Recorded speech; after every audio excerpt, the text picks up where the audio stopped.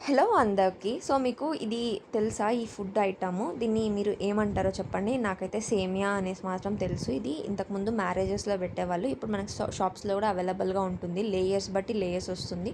పాలల్లో వేసుకొని, చక్కెర వేసుకొని తింటే చాలా బావుంటుంది. అండ్ ఈవినింగ్ స్నాక్స్ కింద కూడా మనం పిల్లలకి ఇవ్వచ్చు. సో, ఇది ట్రై చేయొచ్చు. ఒక్కటి చాలా 3, 4 లేయర్స్ ఉంటుంది. ఇలా పాలు కాంచుకొని నార్మల్‌గా మనము పిల్లలకి బూస్ట్, హార్లిక్స్ ఇస్తాం కదా! దాని బదులు ఇలాంటివి ఇస్తే కూడా డిఫరెంట్‌గా ఉంటుంది అనేసి నా ఫీలింగు. సో, మీరు ఇది ఎప్పుడైనా ట్రై చేశారా? ఎలా అనిపిస్తుంది? నాకైతే నచ్చదనమాట.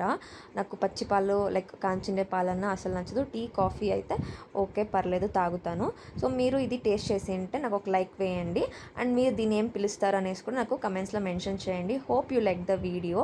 అండ్ మనం నియర్ టు 100 సబ్స్క్రైబర్స్ ఉన్నాము. So, please do subscribe my channel and support. So, ఇదైతే రెడీ అయిపోయింది ఇలా. సో, మీరు కూడా ట్రై చేయండి షాప్స్‌లో తీసుకొని.